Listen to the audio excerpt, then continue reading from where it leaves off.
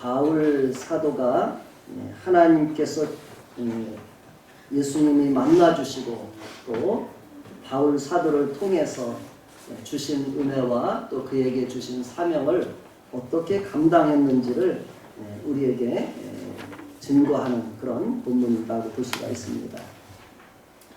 그래서 오늘 본문을 통해서도 우리가 오늘 함께 생각하며 은혜 받기 원하는 것은 하나님께서 예수 그리스도를 통해서 나에게 어떻게 은혜를 주셨는지, 어떤 은혜를 주시는지 우리가 그런 부분들을 다시 한번 정확하게 깨닫고 또 나에게 부르신 주님께서 주신 은사 또 나에게 주신 직분이 무엇인지 그 부분에 대해서 또 어떻게 우리가 살아가야 될지 먼저 복음을 믿고 예수님 안에서 성공적으로 또 하나님을 기쁘시게 하며 살았던 바울 사도의 삶을 통해서 우리에게 귀한 교훈을 받고 또 우리의 삶 가운데 좋은 본이 되는 그런 은혜가 되길 원하고 우리들의 삶이 하나님 앞에서 그렇게 잘했다라고 이렇게 칭찬받을 수 있는 그런 삶으로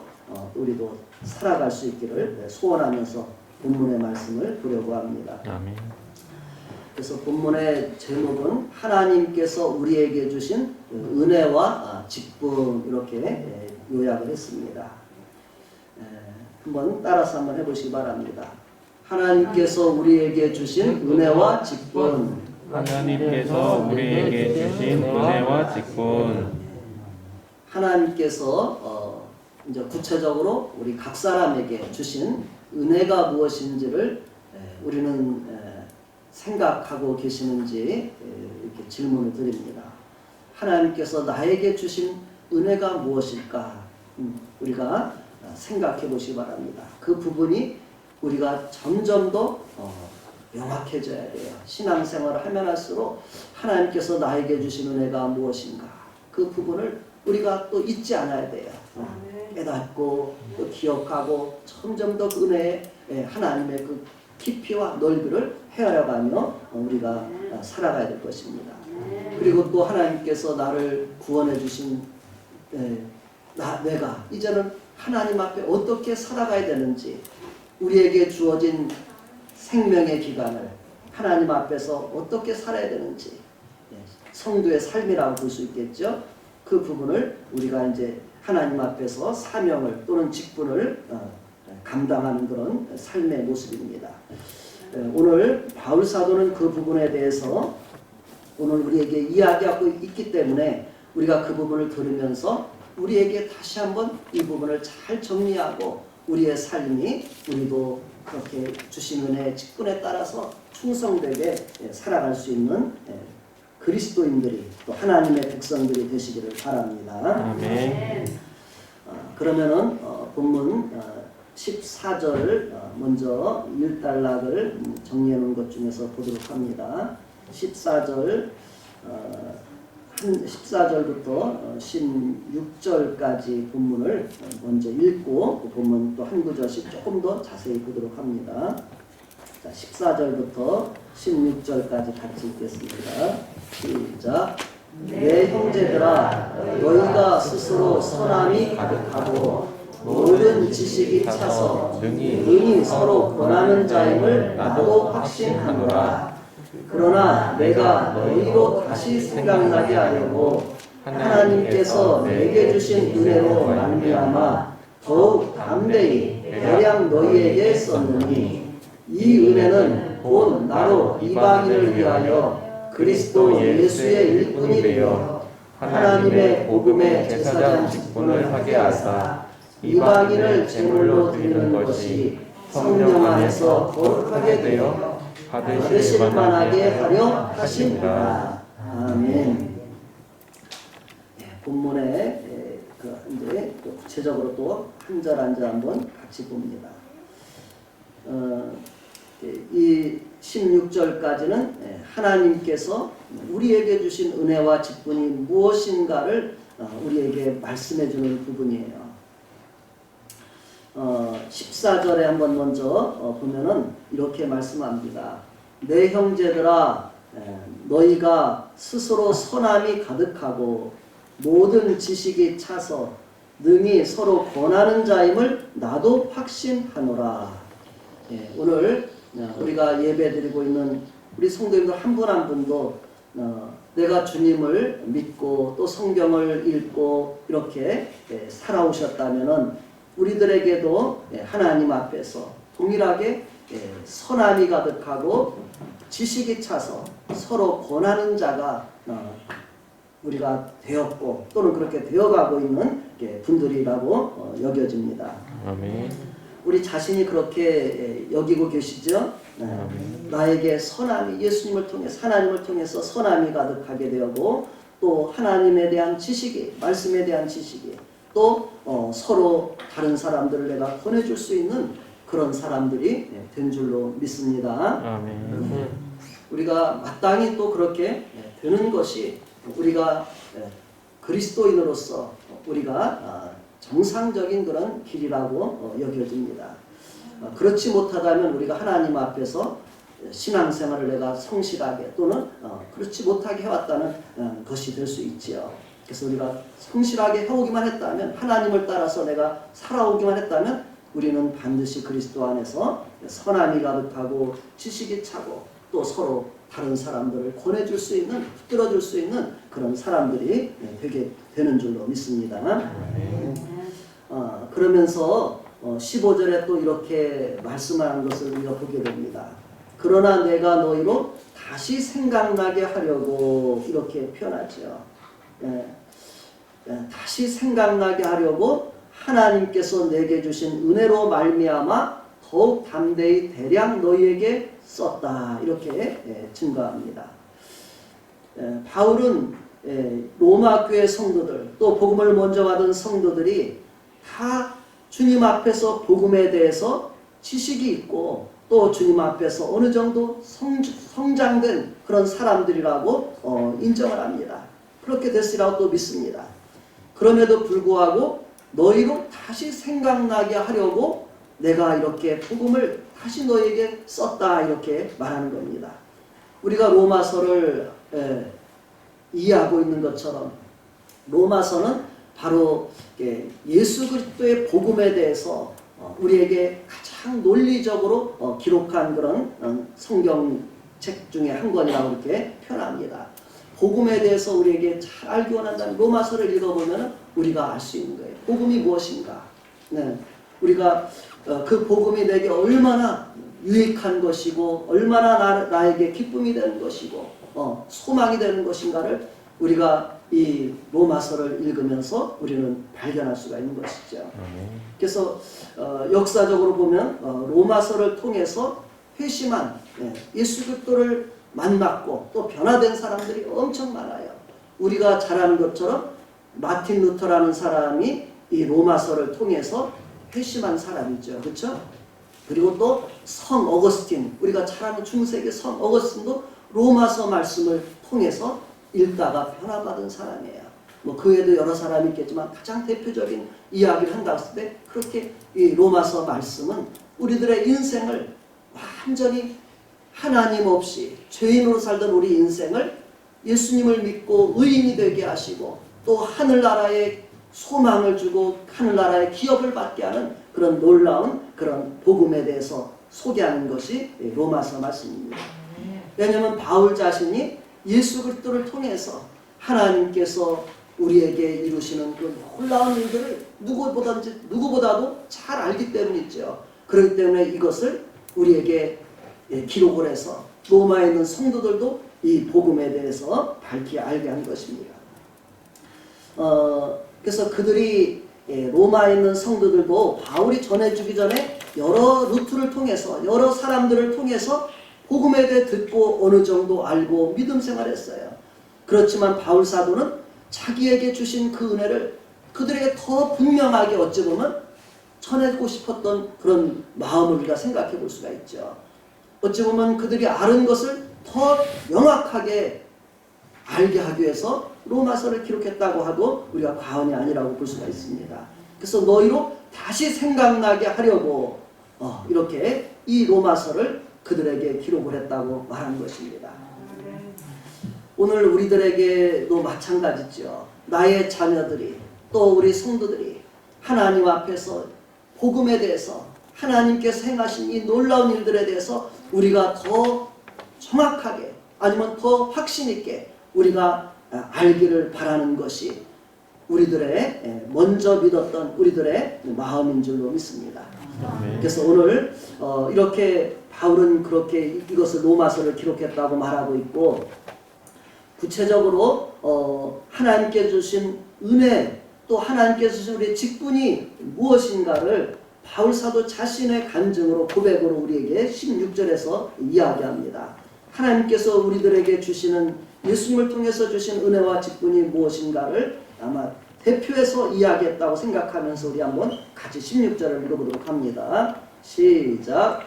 이 은혜는 곧 나로 이방인을 위하여 그리스도 예수의 일꾼이 되어 하나님의 복음의 제사장 직분을 하게 하사 이방인을 제물로 드리는 것이 성령 안에서 거룩하게 되어 받으실 만하게 하려 하심이라. 아멘. 네. 바울은 자기에게 주신 은혜를 이렇게 말합니다. 16절에서 조금 더 쉽게 더 표현하면 나로 이방인을 위하여. 이방인이 누구예요? 하나님을 알지 못하는 사람들을 가리키는 거 있죠. 하나님의 말씀을 듣지 못한 사람들에게 그들을 위해서 그리스도 예수의 일꾼이 되어, 우리가 예수님께서 나를 부르신 것은 어떻게 보면 은혜를 주시고 또 예수님의 일꾼이 되게 하기 위해서 우리를 부르신 것이라고 볼 수가 있습니다. 때때로 우리는 예수님의 일꾼이 된다는 게 부담이 될 수 있을지도 모르겠어요. 그러나 우리가 예수님의 일꾼이 된다는 것은 자랑스러운 것이고 우리에게는 엄청난 축복이라는 걸 우리가 생각해 보시기 바랍니다. 내가 이 세상에 살아갈 때 우리는 누군가의 다 일꾼이 돼요. 그렇죠? 우리 젊은이들이 자라서 어떻게 돼요? 이 나라 어떤 곳곳에 어떤 일꾼이 되어서 살아가게 돼 있어요. 세상 나라와 세상 일을 위해서 일평생이라는 일꾼이 될 수도 있고, 우리가 성경에 말하는 것처럼 하나님의 포도원에 들어와서 하나님의 부르심을 받아 하나님의 포도원에 와서 일하는 일꾼이 된다는 것, 이것은 얼마나 큰 은혜고 축복인가를 우리가 생각해 보시기 바랍니다. 세상에서 우리가 세상 일을 위해서 부름받은 이 모든 일들은 성경에 보는 것처럼 흥망성쇠를 반복하는 일들이죠. 그리고 또 그 일이 오래가는 것도 아니에요. 잠시 동안 어떤 명예를 얻고 거기에서 일을 한 것뿐이에요. 그리고 나서 그 일이 결과에 따라서 우리가 그 이름이 존중을 받기도 하고 아니면 오명을 남기기도 하고, 이것이 우리 역사의 사람들의 모습입니다. 그러나 우리가 하나님의 일꾼으로 부름받는다는 것은 하나님의 은혜 가운데서 우리가 기쁨으로 할 수 있는 것이고, 또 그 주신 일하는 모든 것에 따라서 영원한 하나님의 상이 있다는 것을 성경은 이야기하고 있는 거죠. 우리가 행한 대로 갚아주리라고 말씀하고 있어요. 예수님의 일꾼이 된다는 것은 또 바울 사도 표현대로 고린도전서 15장 마지막 절에 우리가 주님을 위해서 수고한 것은 헛되지 않다고 이야기하고 있잖아요. 우리가 이렇게 주님의 일꾼이 된다는 것은 하나님의 큰 은혜인 줄로 믿습니다. 바울 사도는 이렇게 이방인을 위해서 하나님을 알지 못하는 사람들을 위해 그리스도 예수 일꾼이 되어서 하나님의 복음의 제사장 직분을 하게 하셨다, 이렇게 말합니다. 예수의 일은 뭐냐면 하나님의 복음을 전하는 일인 거예요. 그렇죠? 예수님의 일꾼 된다는 것은 뭐냐면 예수님이 어떤 분인가를 내가 알고 그 예수님을 사람들에게 알지 못하는 자 알려주는 것, 이것이 복음의 제사장의 직분이라고 말할 수가 있겠죠. 그리고 그 다음에 어떻게 돼요? 이 복음을 전해서 이방인을, 하나님을 알지 못하던 사람들을 하나님 앞에 제물로 드릴 수 있게 된다는 거예요. 하나님이 받으실 만한 사람들이, 하나님이 받아주시는 사람이 되게 한다는 거예요. 하나님이 우리를 본래는 함께 했었잖아요. 범죄하기 전에. 그렇죠? 하나님이 함께 했었지만 범죄한 이후로는 하나님과 함께 할 수가 없는 거예요. 에덴 동산에서 그들을 내어 쫓을 수밖에 없는 거예요. 하나님의 거룩하심 앞에 죄가 함께 할 수 없기 때문에. 그러나 이제는 예수 그리스도를 통해서 그 복음을 듣고 나서 우리가 이제는 하나님 앞에 받아들여지는 그런 사람들이 된다는 거예요. 쉽게 표현한다면, 그렇죠? 이방인을 제물로 드리는 것이 성령 안에서 거룩하게 돼요.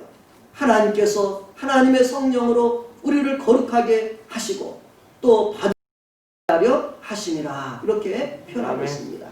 이것이 바울 사도가 하나님께서 주신 은혜고 직분인 것이죠. 우리가 그 옆에 참고구절로 사도행전 9장과 26장을 기록을 해놨습니다. 그 사도행전 26장 17절로 18절 말씀을 화면으로 한번 띄워주시고요. 그 사도행전 9장에는 바울 사도가 처음 예수님을 만났던 것을 우리에게 기록한 장이 사도행전 9장의 말씀이에요. 바울 사도는 구약의 말씀을 잘 알던 사람이죠. 그러나 예수 그리스도께서 이 땅에 오셨을 때 그는 예수 그리스도를 직접적으로 만나지는 못했던 사람이에요.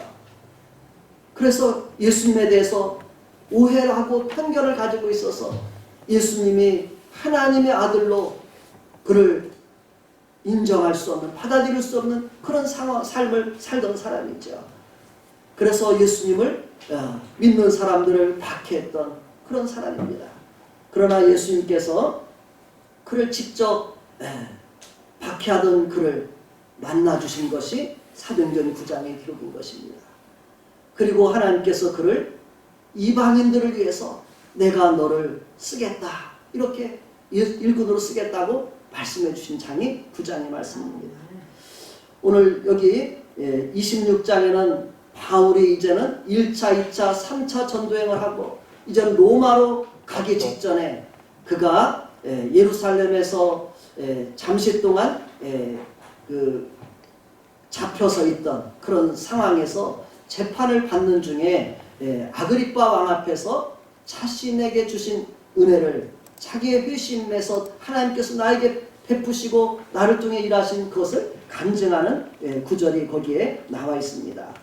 그래서 전체적으로 이렇게 읽어보시면 좋겠지만 대표적으로 17, 18절의 말씀을 한번 읽어보시기 바랍니다. 베풀어 주신 은혜와 직분을 한번 생각하면서 이것을 본문을 읽어봅니다. 17, 18절 시작.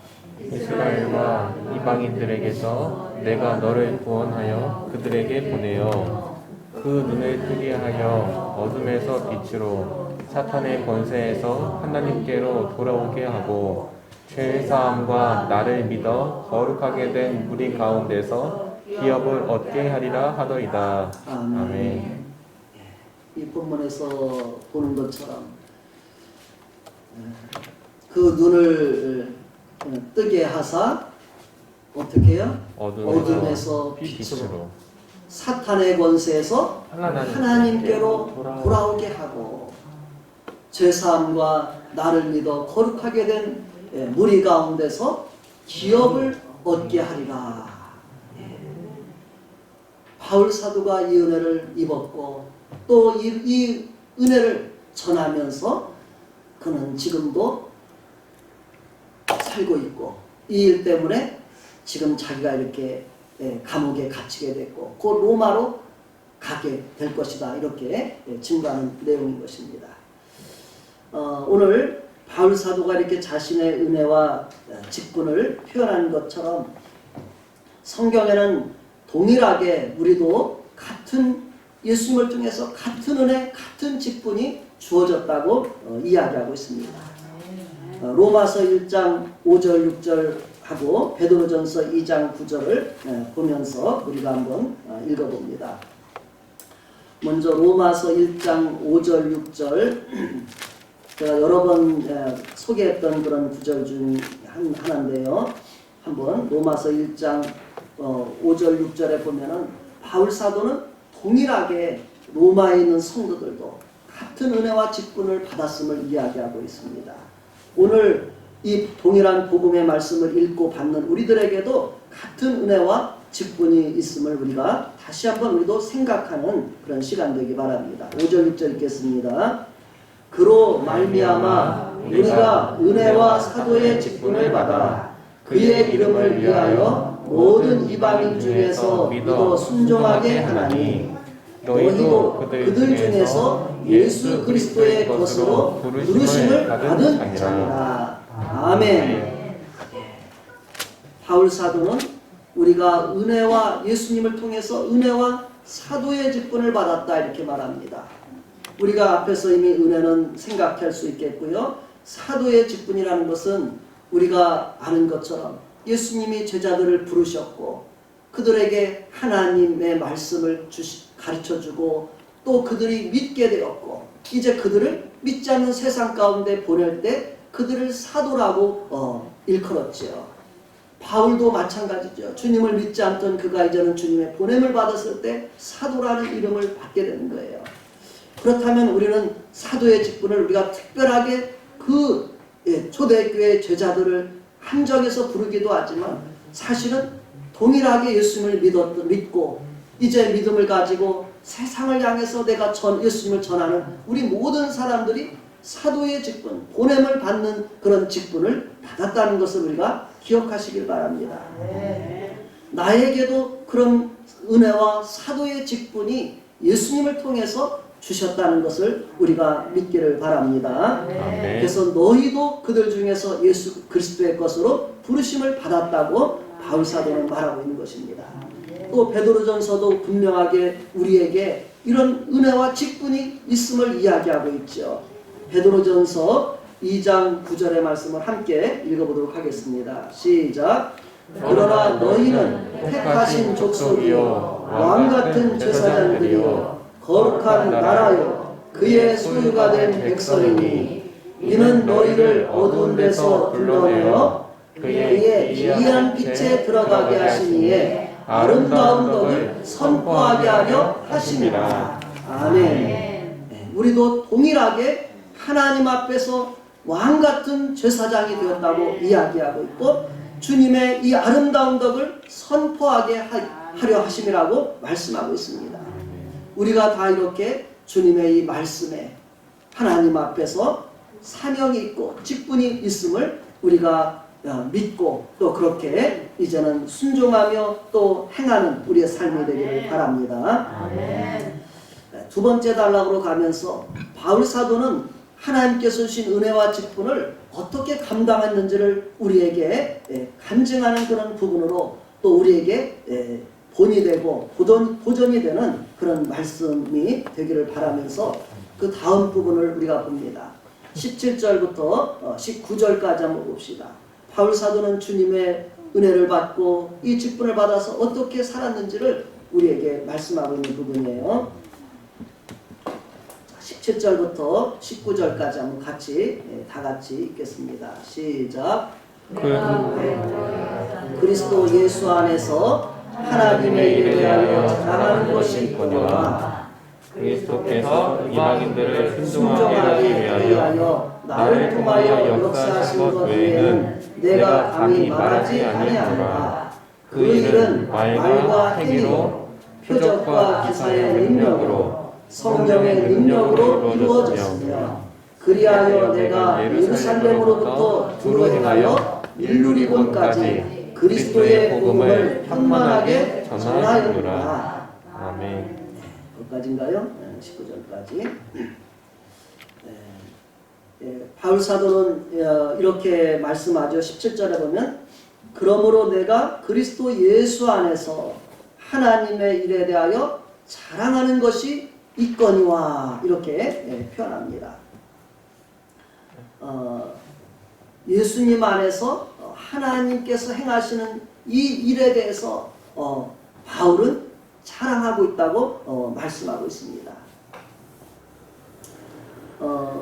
우리가 이 말씀 보면서 제자들이 부름받은 지 얼마 안 돼서 그들에게는 아직 믿음도 적은 상태였지만 예수님께서 그들을 전도 훈련을 시키던 그런 것을 우리가 기억해 보시기 바랍니다. 예수님을 믿었던 처음 이제 믿기 시작했던 제자들이 예수님께서 몸소 예수님께서 육신으로 오셔서는 제한되셨다 그랬잖아요. 그래서 다 가실 수가 없어. 그래서 예수님께서 믿는 제자들을 둘씩 해서 여러 고을로 보내시는 거예요. 그곳에 가서 하나님 나라가 가까이 왔다고 전하라고 하고 또 가서 병든 자들을 고쳐주라고 예수님께서 말씀하셨어요. 이렇게 두 사람씩 여러 고래 가서 하나님 나라가 가까이 왔습니다 하고 전하고, 또 병든 사람이 있으면 가서 예수님의 이름으로 가서 그들에게 명하고 기도할 때 귀신도 떠나가고 병도 낫게 되는 놀라운 은혜들을 제자들이 경험합니다. 그리고 나서 이제는 제자들이 예수님 앞에 모여들었어요. 모여들어서 이제 어떻게 하고 있을까요? 그냥 비밀로 입 다물고 있을까요? 어떻게 반응할까요? 응? 어떻게 반응할까요? 서로 자기들을 통해서 하나님이 이루신 일들을 막 자랑하는 거예요. 자랑한다는 말은 하나님 앞에 영광을 돌리는 것, 그 말이죠. 내가 한 것이 아니라 하나님, 우리가 왔을 때 우리를 통해서 이런 일을 이루게 하셨어, 이런 일을 하셨어. 막 그들이 막 서로 이것을 이야기하는 거예요. 마치 바울 사도의 일생 속에서 얼마나 많은 주님께서, 하나님께서 그의 일들을 통해서 이루신 일들이 많겠어요. 바울 사도를 통해서 이루어진 일들을 한번 생각해 보세요. 하나님께서 바울 사도가 갔을 때 귀신 들려 고통하는 여종을 고쳐준 일이 있고, 또 나면서부터 다리를 못 쓰는 안진뱅이를 고쳐준 일이 있고, 또 소경을 고쳐준 일도 있고, 또 유두고 같은 경우는 말씀을 듣다 창에서 떨어져서 죽게 됐어요. 죽은 자를 또 살리는 일도 있고, 여러 위험 상황 속에서 하나님께서 그때그때마다 지켜주시고 보호해주셨던 일들, 이런 여러 가지 일들을 생각할 때 바울은 이 모든 것이 하나님은 이렇게 행하셨다고 자랑할 수 있는 것이죠. 그래서 쉬운 성경으로 이렇게 말합니다. 그러므로 나는 그리스도 예수 안에서 하나님을 섬긴 일을 자랑스럽게 생각합니다. 하나님을 섬긴 것이 우리도 이 오랜 시간이 아닐지라도 그동안 살아오면서 하나님을 섬기면서 하나님께서 행내신 일들이 얼마나 자랑하고 싶은 일들이 우리에게 많이 있어요. 우리가 그런 부분을 생각하면서 이렇게 바울의 이 말씀을 이해해 보시고요. 그러면서 빌립보서 3장 3절은 이렇게 또 표현합니다. 하나님의 성령으로 봉사하며 그리스도 예수로 자랑하고 육체를 신뢰하지 아니하는 우리가 곧 할례파라. 네. 예수 믿는 성도는 자랑할 것이 예수님 자랑이라는 거예요. 아멘. 예수님 안에서 나 자랑할 거 아무것도 없는 거예요. 아멘. 다른 사람 자랑할 거 아무것도 없는 거예요. 우리가 예수 믿지 않을 때는 누구 자랑해요? 실컷 자기 자랑하고 자기 자식 자랑하고 또 뭐 자기 집안일 자랑하고 만나서 그게 하는 일들이에요. 자기 자랑하는 게 자기 일들이에요. 우리가 세상에서. 그러나 이제 예수님을 만나는 우리에게는 그런 것은 너무 시시한 거예요. 예수님의 행하신 일들과 비교할 때는 내놓을 것이 없는 거예요. 그것은 오직 예수님이 얼마나 나에게 귀한 분인지, 예수님 통해서 얼마나 놀라운 은혜들을 베푸시고 놀라운 일을 하실지 예수님만 자랑하게 되는 것이죠. 그래서 예수님을 만난 사람은, 진정한 그리스도인은 예수님을 자랑한다는 것입니다. 그리고 이렇게 이야기합니다. 구체적으로 예수님께서 또 행하신 일들을 자랑하죠. 18절에 보면 이렇게 말합니다. 그리스도께서 이방인을 순종하게 하기 위하여 예수님을 믿고 하나님을 순종하며 살게 하기 위해서 나를 통하여 역사하신 것 외에는 내가 감히 말하지 아니하노라. 이렇게 말하면서 어떻게 하나님이 바울 사도를 통해서 역사했냐면, 이 일은 말과 행위로 바울이 전하는 말과 바울의 행동을 통해서 하나님께서 역사하셨다는 것입니다. 또 그 외에도 어떻게 하나님이 역사하시냐면 표적과 기사의 능력으로 역사하시고 성령의 능력으로 역사하셨다는 것입니다. 우리가 마가복음 마지막 절에 보면은 예수님께서 제자들에게 하나님을 믿고서 믿는 사람들에게는 나갈 때 이러한 표적이 따르린다 이렇게 말씀하셨어요. 제자들이 그 말씀을 믿고 나가서 하나님의 복음을 전할 때 그 말씀대로 이루어지는 것을 보게 된 거예요. 바로 이와 같이 거기에서 이와 같이 표적과 기사의 능력이 그들을 따르게 된다는 것을 볼 수가 있죠. 이것은 바로 어떻게 보면은 하나님의 말씀을 믿고 내가 행할 때 경험하게 되는 일들이죠. 그래서 어떻게 보면 저도 기대가 돼요. 하나님의 말씀을 믿고서 내가 순종해서 나가면 하나님의 이런 놀라운 일들을 경험하게 된다는 거예요. 그래서 우리는 내가 믿고서 주저할 것이 없는 거예요. 믿고 그대로 순종해서 말하기도 하고 기도하기도 하고 명하기도 하고 그렇게 할 때 거기에서 나타나는 일들을 보면서 우리는 하나님의 말씀 지금도 나에게 그대로 이루어지는구나 하면서 우리가 믿음을 경험하면서 우리의 믿음이 더 성장하고 온전해지는 것이거든요. 그래서 우리가 이렇게 기대를 하며 사시기 바랍니다. 내 삶 속에, 내 가정에, 내 주변에 만나는 사람들에게 내가 말과 행동으로 또 하나님께서 나를 통해서 성령의 능력으로 표적과 기사로 그들에게 역사하실 것을 우리는 기대하는 삶을 사시기 바랍니다. 바울 사도가 1차 전도여행을 갔을 때 그 부분이 생각이 듭니다. 바울 사도가 그 이제 13장 이하에 보면은 1차로 전도여행을 터키 자기 고향을 중심으로 해서 그쪽 지역을 가게 됩니다. 갔을 때 복음을 전할 때 어떤 사람이 복음을 전하는데 방해를 해요. 그랬더니 바울이 예수님의 이름으로 말하니까 그 사람이 그냥 바로 그냥 말을 못하게 된 벙어리가 되고 이런 일들도 일어나게 되고 또 바울 사도 가서 복음을 전할 때 제가 전체 다 기억을 못해서 사도행전 13장 보면 신기한 일들이 일어나는 것을 보게 됩니다. 그래서 마술하던 사람이 예수님 전할 때 대적했을 때 그가 바로 이렇게 앞을 보지 못하는 그런 일들이 일어나게 됐고 거기서 이제 복음을 전하게 되었습니다.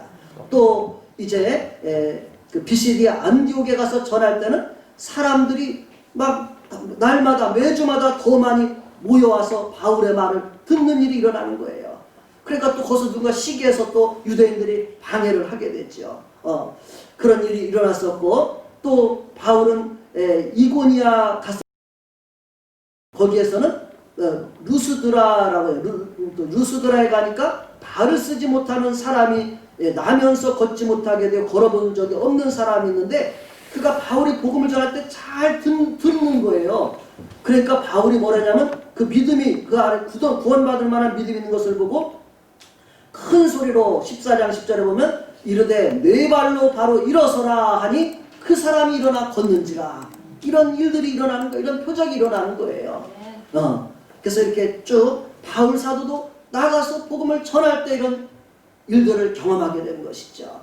2차 전도, 3차 전도에 계속 가는 곳곳마다 복음을 전한 현장 속에서 이런 부분들을 경험하는 거예요. 그래서 어떻게 보면 우리들이 복음을 받고 이 복음을 너무 자랑하지 않고 전하지 않기 때문에 우리는 그런 일들을 경험하지 못하고 우리 믿음이 제한되는지도 모르겠어요. 그러나 이제 우리가 기도하면서 하나님 이렇게 우리에게도 나의 삶을 통해서도 이러한 일들이 일어나게 해주시옵소서 하면서 우리는 도전받고 행할 수 있기를 바랍니다. 그래서 바울은 뭐라고 하냐면 그리하여 이렇게 계속해서 바울은 계속 복음을 전하는 거예요. 기회만 되면 잠시 멈췄다가 쉬었다가 또 나가고 이렇게 합니다. 그리하여 내가 예루살렘으로부터 두루 행하여 일루리곤까지 그리스도의 복음을 편만하게 전하였노라 이렇게 증거합니다. 그래서 예루살렘으로부터 해서 이제 터키를 지나서 그리스 지역까지 지나고 로마 바로 아래까지가 그 일루리곤이 지역이 그 바로 그리스 북부 지역으로 이렇게 지도에 표시가 되어 있습니다. 그가 이렇게 쭉 복음을 가지고 이렇게 전했다는 거예요. 이제 로마에까지도 가기를 바울은 원하고 이제 로마에서 또 이제는 대서양까지 이르는 그 스페인까지 서바라까지 복음을 전하겠다고 그런 각오를 가지고 그들에게 복음을 전하고 있습니다. 거기 참조구절로 한번 사도행전 15장에 한 말씀을 기록을 했습니다. 바울이 1차 전도여행을 하면서 보고한 내용 중에 증거한 내용입니다. 회의 중에서 바울이 자기를 통해서 행한 일들을 그 예루살렘 그 총회로 모였을 때 그곳에서 증거한 이야기가 이렇게 표현하고 있어요. 사도행전 15장 12절 한번 읽어볼까요? 시작. 온 무리가 가만히 있어 바나바와 바울이 하나님께서 자기들로 말미암아 이방인 중에서 행하신 표적과 기사에 관하여 말하는 것을 듣더니 아멘. 예. 그래서 이때 당시만 해도 이스라엘 백성들만 하나님의 복음의 말씀을 들은 줄 알았어요. 그들만 믿고 구원받는 줄 알았어요. 그러나 이제 그 이방 지역에 하나님을 알지 못한 사람들에게 가서 복음을 전했을 때 이런 놀라운 일들을 경험하고 또 많은 사람이 함께 돌아온 일을 그들에게 이야기하는 거예요. 그랬을 때 이제 유대인들도 이스라엘 백성들도 하나님이 이방인들에게도 믿어서 구원받게 하는 일을 이루시는구나 하고 인정하게 된 것이 사도행전 15장이 보고한 내용인 것입니다. 아멘. 하나님께서는 이처럼 온 세상에 예수님의 복음을 통해서 믿고 구원받고 하나님 앞에 돌아오는 귀한 일들을 행하고 계십니다. 또 사도행전 20장 26절 27절의 말씀을 보면서 바울이 이제 로마로 이제 죄수로 그렇지만 복음을 전하기 위해서 로마로 가기 직전에 예루살렘 자기 동족에게 증거한 그런 이야기가 나옵니다. 사도행전 20장 26, 27절에 한번 보면서 바울 사도는 어떻게 이 복음을 이렇게 충성되게 힘써서 전했는지를 우리에게 알려주는 그런 내용이라고 볼 수 있습니다. 우리 사도행전 20장 26, 27절을 한번 앞에 실어놓고 같이 읽어봅니다. 시작. 그러므로 오늘 여러분에게 증언하거니와 모든 사람의 피에 대하여 내가 깨끗하니 이는 내가 꺼리지 않고 하나님의 뜻을 다 여러분에게 전하였습니다. 아멘. 바울 사도는 모든 사람들에게 꺼리지 않고 하나님의 뜻을 다 전했다고 이야기하고 있습니다. 그래서 모든 사람의 피에 대해서 내가 깨끗하다고 바울은 말할 수 있는 거예요. 이 본문을 생각하면서 바울이 에스겔서 말씀을 생각했으리라 생각이 듭니다. 에스겔서 33장에 보면 에스겔이라는 사람이 하나님 앞에 부름받아서 그 당시에 예언활동을 할 때 하나님께서는 내가 너를 이스라엘의 파수꾼으로 너를 세웠다 이렇게 하나님이 말씀하십니다. 파수꾼은 이스라엘 이 자기들의 민족의 그 지경을 경계를 지키는 사람이에요. 그리고 이제 지키다가 적들이 쳐들어오게 되면 어떻게 돼요? 나팔을 불어서 적들이 쳐들어오면 알려주는 역할을 하는 게 파수꾼이에요. 이 상황들을 가장 먼저 깨어서 알려주는 사람이거든요. 그래서 그렇게 이야기합니다. 거기서 네가 적들이 쳐들어오는 걸 보고서 나팔을 불어서 사람들을 경계하게 하면 이 사람들의 피해에 대해서 네가 책임이 없지만 적들이 오는 것을 보고서도 네가 나팔을 불지 않아서 이들이 죽임을 당하면 그 피를 내가 너에게서 찾겠다 이야기하는 거예요. 참 파수꾼의 삶이라는 것이 중요한 것이죠. 그렇죠? 그 사람들의 생명을 좌우하는 것이 그 사람의 손에 달려있다는 거예요. 에스겔서 33장 7절로 9절의 그 파수꾼의 사명을 딱 요약해서 이야기해요. 오늘 예수님의 부름을 받은 우리들은 은혜와 직분은 어떻게 보면 이 시대 주님을 알지 못하는 이 세상을 향해서 이 파수꾼의 역할을 하고 있다는 것을 우리가 알 수가 있어요. 7절로 9절 한번 같이 한번 볼까요? 우리 에스겔서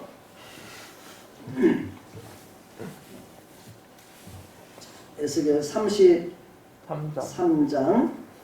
7절로 9절까지 한번 읽어보면서 파수꾼의 사명이 이런 것이구나 이런 부분을 우리가 알 수가 있는데 같이 한번 읽어보겠습니다.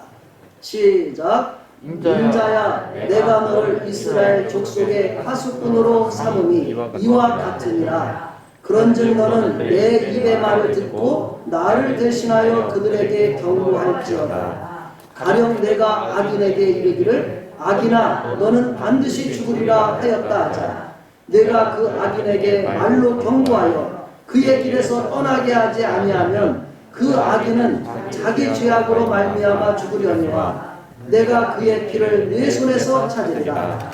그러나 너는 악인에게 경고하여 돌이켜 그의 길에서 떠나라고 하되 그가 돌이켜 그의 길에서 떠나지 아니하면 그는 자기 죄악으로 말미암아 죽으려니와 너는 내 생명을 보전하리라. 아멘. 예. 바로 사람들의 살고 죽게 하는 그 중요한 것이 파수꾼의 사명이라는 것이죠. 우리가 악한 길에 있으면 반드시 죽는다고 우리가 말하라는 거예요. 그래서 그가 떠나게 하면은 우리는 그 피에 대해서 책임이 없지만 내가 그걸 전하지 않으면 그것을 우리에게 책임이 있다고 이야기하는 것이죠. 그것도 듣고도 하지 않으면 그 사람에게 책임이 있다는 거예요. 그래서 우리는 나를 만나는 사람에게 어떻게 해야 돼요?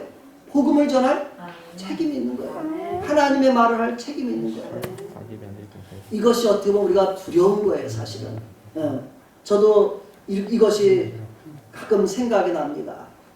이제 이곳에 와서 일하는 사람들, 오는 아이들에게 내가 복음을 전할 수 있는 기회가 있는데 내가 전하지 않아서 그들이 망하게 되면 그것이 나에게 책임이 있을 수 있겠다는 생각을 충분히 할 수 있잖아요. 그래서 때로는 전하고 싶지 않아도 또 그런 마음이 없는데도 불구하고 내가 두려워서 때로는 복음을 일부러 전한 사람도 몇 사람이 있어요. 이곳에서 일하다가 그만둔다고 이제 하는 사람이 있을 때 그만두기 전에라도 제가 하나님 말씀을 전해야지, 안 전하고 내가 여기서 몇 년을 있었는데 그냥 보낼 수 없게 해서 일부러 요한복음 1장부터 마지막까지 그에게 다 일러주고 믿음을 갖도록 권해줬습니다. 또 한 사람에게도 그런 마음이 들어서 전해주려고 했는데 조금 듣더니 뭐 친구가 교회 다니면서 그쪽으로 가겠다고 해서 이제 말았어요. 근데 사실은 코로나 때문에 교회 가지도 못하게 되는 상황이더라고요. 그래서 좀 부담스러워서 받지 않으려고 하는구나. 이제 그렇게 해서 어쨌든 그 사람에게 몫이고 제가 할 수 있는 것은 복음을 내가 전하지 않아서 내가 책임을 받는 것은 내가 면해야 되겠구나. 그런 생각도 들었어요. 저에게는. 그래서 우리가 이런 부담도 우리에게 필요해요. 때로는. 바울 사도도 그렇게 말합니다. 내가 복음을 전하지 않을 수 없다 이렇게 말해요. 내가 전하지 않으면 내게 화가 미칠 것이다 이렇게 이야기해요. 그게 하나님 앞에서의 부름받은 우리들에게 생명에 대한 그런 책임감인 거예요. 우리 친구들 한 사람도 다 생각해 보시기 바랍니다. 내 친구가 믿지 않아요. 실컷 잘 놀아. 나 너 친구야 하면서 맨날 같이 먹고 마시고 놀고 하면서도 그 친구가 교회 다니지 않고 믿지 않는데도 예수 믿으면 구원받고 믿지 않으면 지옥 가. 예수 믿어야 돼. 예수 믿으면 복 받아. 이렇게 한마디도 전해주지 않았다면 그 책임이 나에게 없을까?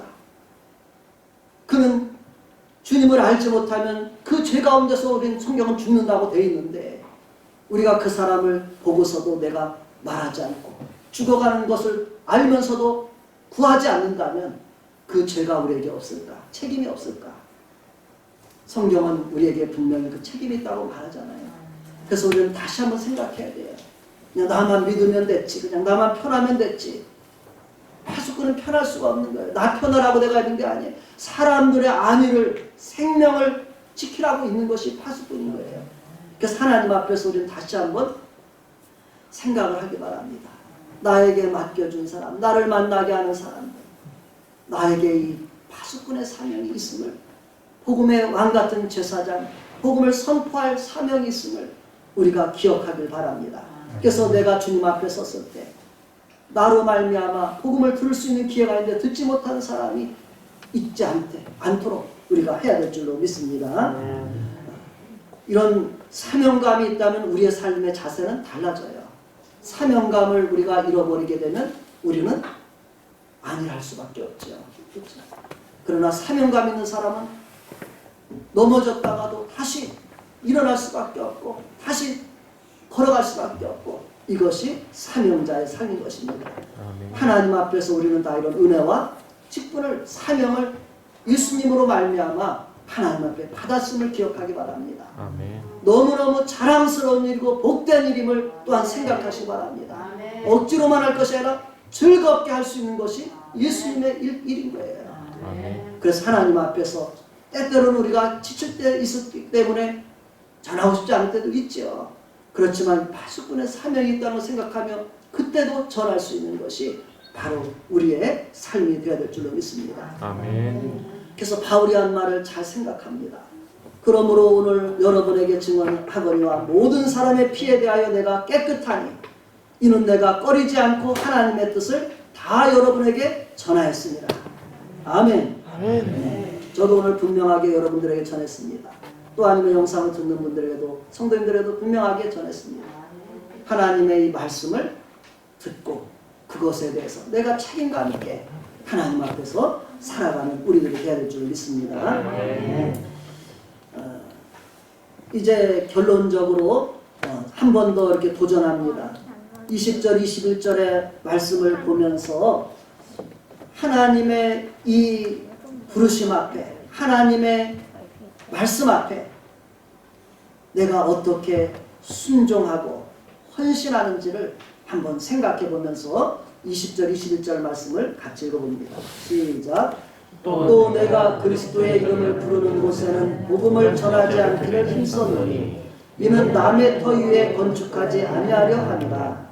기록된 바 주의 소식을 받지 못한 자들이 볼 것이요 듣지 못한 자들이 깨달으려 함과 같으니라. 아멘. 바울 사도는 다른 사람의 터 위에 집을 세우지 않으려고 그리스도의 이름을 들어보지 못한 지역에 다니며 복음을 전하는 일에 힘썼다. 이렇게 말하고 있는 것입니다.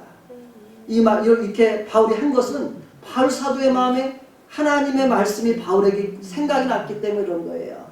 바로 그 21절의 말씀은 이사야 52장 13절에 기록된 13절에 15절에 기록된 말씀이에요. 바울 사도는 구약을 너무너무 잘하는 사람이잖아요. 이 말씀이 기억나서 바울은 이렇게 행했다고 이야기하는 거예요. 그래서 이사야 거기 제가 52장 13절부터 15절까지를 실어봤습니다. 이 말씀을 바울은 읽고 이렇게 복음을 듣지 못한 사람들에게 다니는 복음을 전했다는 거예요. 오늘 우리가 교회들이 때로 들어야 돼요. 한국 교회가 막 경쟁적으로 성장 지향적으로 나갈 때는 이렇게 다니는 사람들을 자기 교회 빼앗아 오기를 많이 했어요. 사실 그렇죠? 그렇게 해서라도 이렇게 막 교회를 전도에 막 열정을 냈던 그런 모습이 있습니다. 전도에 열정을 내는 것은 좋지만은 성경 방법대로 해야 되겠죠. 그렇죠? 그리스도의 윤리라고 합니다. 윤리적으로 조금 합당하지 못한 모습도 있었죠. 그러나 우리가 더 합당하게 이 바울 사도 복음을 듣지 못한 사람들에게 복음을 전했던 이 모습을 생각해 보면서 오늘 우리들의 다시 우리에게 또 이 복음을 전할 앞으로의 기회에 우리도 이런 모습으로 하나님의 말씀에 순종하는 모습으로 우리가 살아가기를 생각하면서 13, 14, 15절을 읽어보려고 합니다. 이사야 52장 13, 14, 15절을 같이 읽도록 하겠습니다. 시작. 보라 내 종이 형통하리니 받들어 높이 들려서 지극히 존귀하게 되리라. 전에는 그의 모양이 타인보다 상하였고 그의 모습이 사람들보다 상하였으므로 많은 사람이 그에 대하여 놀랐거니와 그가 나라들을 놀라게 할 것이며 왕들은 그로 말미암아 그들의 입을 봉하리니 이는 그들이 아직 그들에게 전파되지 아니한 것을 볼 것이요 아직 듣지 못한 것을 깨달을 것이니라. 아멘. 바울 사도는 이 말씀을 보면서 듣지 못하고 받지 못한 사람들에게 이 복음을 전하려고 하나님 말씀을 이루어드리려고 애썼던 그 모습을 우리가 여기서 보게 된 것입니다. 성경에서 예수님의 삶도 이 기록이 참 많죠. 예수님께서 이렇게 말씀하시는, 예수님께서 이렇게 행하시는 성경 말씀을 응하게 하려 합니다. 하나님의 말씀을 이루어지게 하려고 예수님도 그렇게 말씀하시고 그렇게 행하셨다는 거예요. 오늘 우리들의 삶도 앞으로 어떻게 해야 돼요?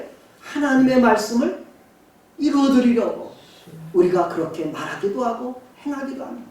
그런 것이 바로 하나님 앞에 예수님의 삶이고 또 충성된 하나님의 백성들의 삶의 모습이 돼야 될 줄. 그래서 성경을 두루 읽으면서 이 말씀 이렇게 주님께서 이루려고 하시는구나. 그 말씀을 내가 이루어드려야지. 이런 주님 앞에서 그런 마음을 가지고 우리가 살아갈 때 우리의 삶 속에서 하나님의 말씀이 이루어져가는 그런 복된 삶이 될 줄로 믿습니다.